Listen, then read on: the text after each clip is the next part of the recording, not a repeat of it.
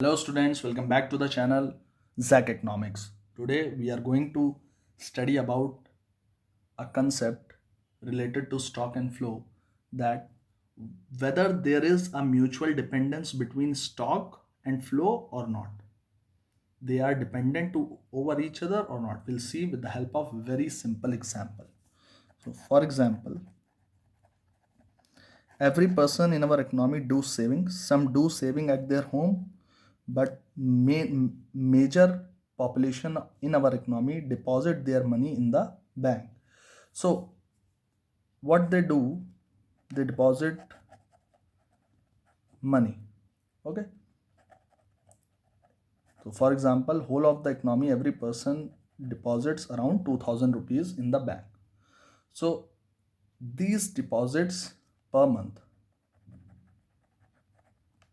these deposits come in the bank and they get collected. For example, in full day many deposits came and around rupees 20,000 is being collected. It's just assumption I'm taking that 2000 per month is deposited in the bank. So around 20,000 is being collected in the bank. Now bank, what it does, it doesn't keep this amount. They give to other person who comes for withdrawal. For example, rupees 1000 per month. So here what I have to explain is that, see, when the money is being deposited, it is 2000 rupees per month. It is time dimensional, remember. And when I say time dimensional, that means there is a flow of money inside bank. It is a flow concept, dynamic concept. 2000 rupees, 4000 rupees, I'm taking one example, but anybody can deposit any amount what he wants in the bank. And now if I say at 1st April, how much money is there in the bank? Bank says I'm having 20,000. So this I am measuring it at particular point of time, that is 1st April. No time dimensional concept. I am measuring it on 1st April at any point of time. I am saying how much money is in the bank. The bank said I'm having 20,000 rupees. The bank will always say 20,000 rupees in stock. See the stock concept arise? No time dimensional. Okay. TD I'm writing in short, you should know the time dimension. Now again, the stock which is being deposited with the bank is again used as withdrawals, used in the purpose of withdrawals and also giving loans.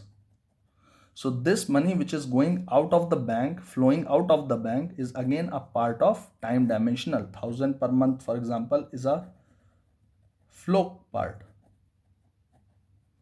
Daily bank is issuing some kind of loan, 20,000 loan, 40,000 loan, 50,000 loan, for example, 4,000, 5,000, 6,000 loan, depending on the stock of money it has.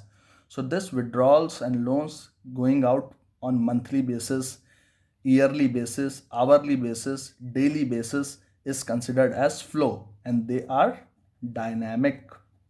They get change.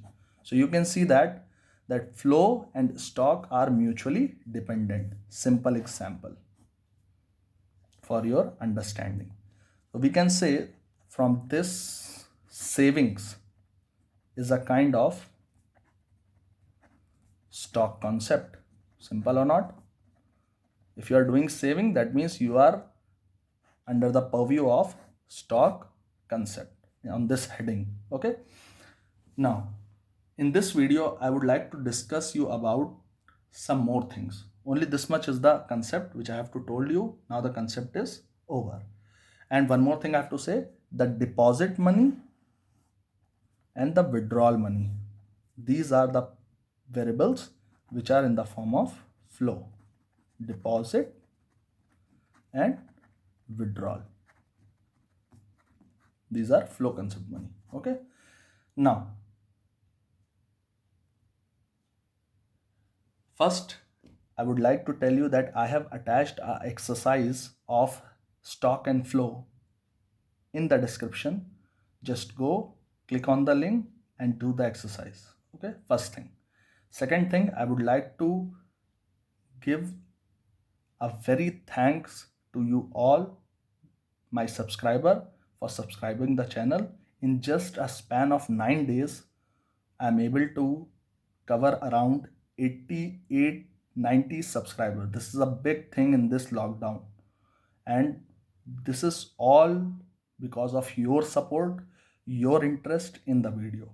I hope you will support like this. Please like, share, comment, subscribe, do everything.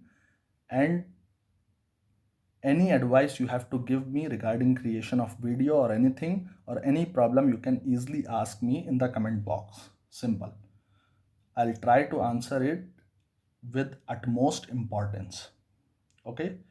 And students, please do the exercise, stay at home, stay safe. I am doing all my efforts to provide you video daily. Okay.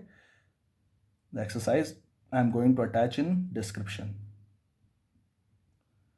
Thank you, class.